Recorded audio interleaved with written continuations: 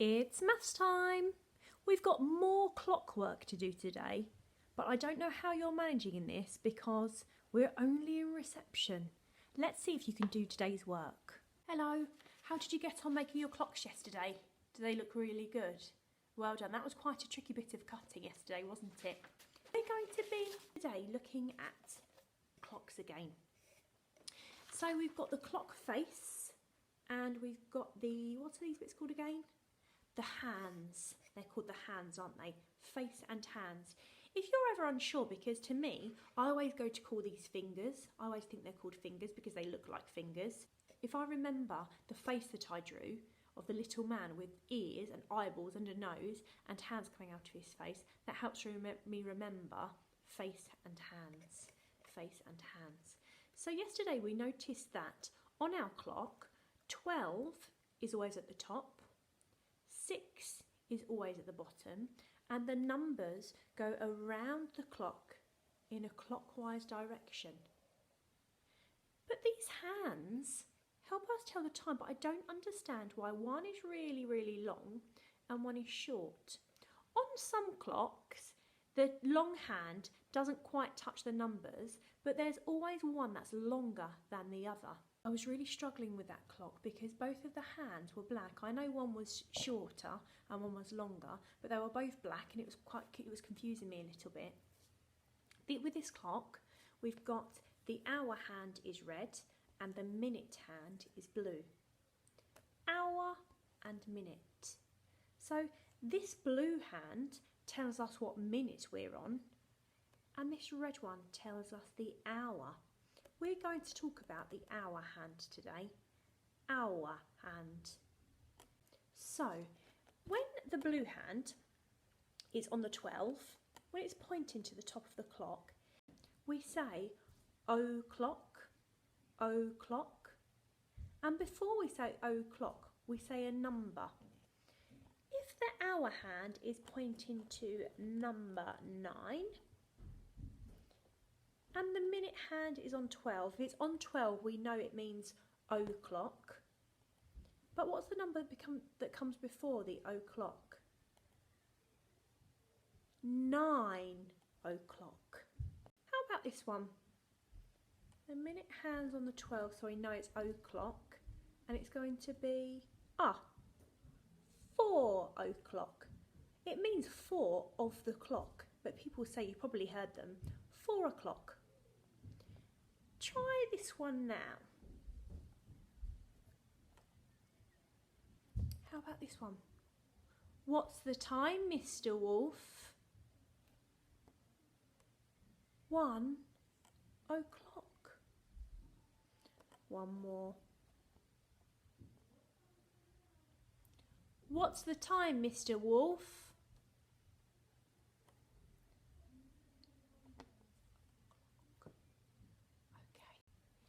Help me with this work, please. This is an analog clock. The blue highlighted area is called the clock face. The red lines are called hands. No, not these types of hands. We have 2 types of hands on the clock. This is the minute hand. The minute hand is the longer hand. The other type of hand is called the hour hand. This hand lets us know what hour it is, and it is the shorter hand. The numbers on our clock face represent the hours. Look at the minute hand zoom around the clock. We've sped up how long it would usually take. You will notice that both hands are spinning in the same direction. We call this clockwise. What's the time? When the longer hand, the minute hand, is pointing to the number 12, and the smaller hand, the hour hand, is pointing to one of the hour numbers, we call this o'clock. For example, when the minute hand points to 12 and the hour hand points to 1, we say it's 1 o'clock. On my homework today, I've got lots of clocks, and this question here says, what's the time, Mr. Wolf? I've got to tell the time. Now, I can see, I've got black hands again. This is not going to be easy. So, it doesn't matter if they're the same colour because one is longer and one is shorter. The longer one has to point to the 12 for o'clock. It only works when the big long one is pointing to the 12. So I know it's o'clock. Now I just need to find the number. So that's o'clock and the short one is pointing to 7. So I know, that one's been done for me. That's a little example there. So 7 and that says o'clock. With this one, it's got o'clock there. The big long minute hand is pointing to 12, so it's definitely o'clock. So it must be 5 o'clock. 5. Let's look at this one. The minute hand's pointing to 12, so yes, that's o'clock. And it must be 3 o'clock. 3. Let's look at the next one. Okay. 9 o'clock. And this one, this is confusing. The long, it's hard to see there, so that's the middle of the clock, so that's the long one, that's o'clock. And the little one is pointing down to number 6, 6 o'clock. I'm going to do this last one with you. Can you have a look at it and tell me? The long hand's pointing to 12, so I know it's o'clock. Brilliant, thank you. You're right if you said 11. 11 o'clock. You've got some of these as your homework today. I'm going to leave you to get on with that homework now. If you find it too difficult, ask your parents to send me a quick message and we'll go over this part again tomorrow.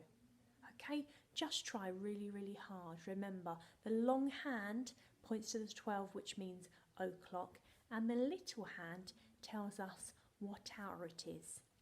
Sometimes I play this trick on my mum. Have a look. So, because you're teaching me and I'm teaching you, and we're both learning how to tell the time, this time is, let's just make that, so that's 12, pointing to the 12, which means it's o'clock, because the long one is pointing to the 12, so it must be 4 o'clock. 4 o'clock. At my house, at 4 o'clock, I have a snack. Sometimes it's milk and cookies. That's my favourite one. What I did yesterday is I took this clock home, and when it was 4 o'clock, I said, "Mummy, it's 4 o'clock." And she said, "You can tell the time, well done. Let's get your milk and cookies." And then I had my milk and cookies, then I went to play, and then I crept downstairs, and the clock was changing. It was going round in a clockwise direction, and because there's no plastic on the front of this one, I did this. What time does that say?